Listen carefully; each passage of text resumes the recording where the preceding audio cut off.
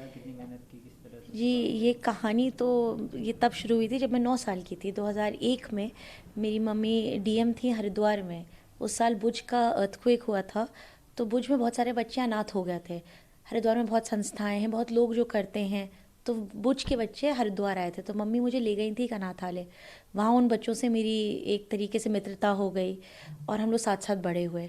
जब मैं कॉलेज गई तब उनमें से एक लड़की ने मुझे बहुत छोटी सी एक उसने विनती करी मुझसे कि मेरा भी मन है कॉलेज जाने का। मैंने भी बोर्ड्स में ठीक से करा है, बात सही थी। फिर क्योंकि मैंने सोचा कि चलो इसके लिए ढूंढते हैं कोई स्कीम, कोई स्कॉलरशिप, और तब मुझे ये देखकर हैरानी हुई कि इनके लिए ना कोई स्कीम थी, ना कोई स्कॉलरशिप थी। और फिर मैं पढ़ना शुरू किया। फिर मैं कॉलेज से लौटी तो मैंने किताब लिखी 2015 में अपने भाई के साथ। उसके लिए मैं 11 स्टेट गई, मैं 100 से ज़्यादा अनाथालय गए, मैं अनाथ बच्चों से मिली ताकि उनकी कहानी, उनका दुख हम ठीक से सामने ला पाएँ। ये जान के कई लोगों को तवज्जो है कि 2 करोड़ अनाथ हैं हमारे देश में। जितनी श्रीलंका की पूरी आबादी है उतने अनाथ बच्चे हैं सिर्फ हमारे देश में, और उसमें से सिर्फ 1 लाख से कम अभी अनाथालयों में हैं। बाकी बच्चे सड़क पे हैं, कैसे हैं, ये इसका कोई किसी को नहीं है। तो इस बात को देख देख के मेरे अंदर एक आया कि कुछ तो करना चाहिए, इनकी आवाज़ सरकार तक पहुँचाएँ तो फिर हमने सुप्रीम कोर्ट में याचिका दाखिल करी। उसके बाद हम लोग, मैं कई प्रदेश फिर गई, मैं कई नीति बनाने वालों से मिली, माननीय मुख्यमंत्री, माननीय मंत्रीगण, माननीय नेता। और अच्छी बात यह है कि ये ऐसी बात है कि जो जिससे बताओ वो जुड़ता जाता है। अभी उत्तराखंड ने पिछले साल 5% आरक्षण दिया है अनाथ बच्चों को।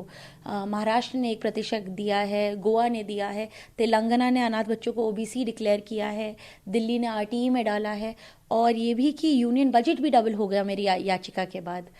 तो कुछ बदलाव तो आया है।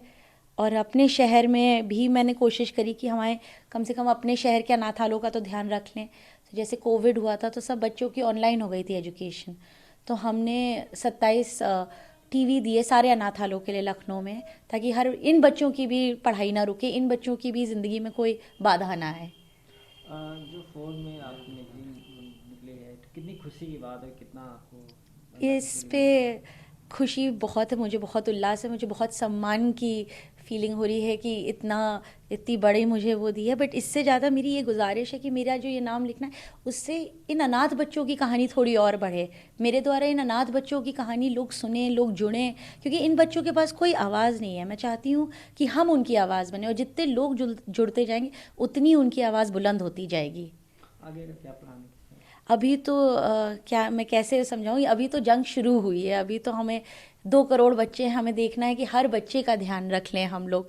अभी हमें हर प्रदेश में बच्चों को आरटीई में लाना है। हमें चाहिए कि आप कोई भी स्कीम, आप कोई भी स्कॉलरशिप किसी भी कमज़ोर बच्चे के लिए करें तो अनाथों के लिए ज़रूर करें। हम चाहते हैं बच्चों की गणना हो। हमारा देश एक लौता देश है जिसमें बच्चों, अनाथों की गणना नहीं होती है। हम चाहते हैं बच्चों की गणना हो। हम ये भी चाहते हैं कि बच्चों को आरक्षण मिले, क्योंकि इन बच्चों की इनकी ज़रूरत है। अभी तो बहुत लंबी जंग है और मैं चाहती हूँ कई लोग जुड़ें, आप सब हमारे साथ जुड़ें और ये इन बच्चों की आवाज़ थोड़ी फैलाएं, इनकी कहानी थोड़ी बताएं।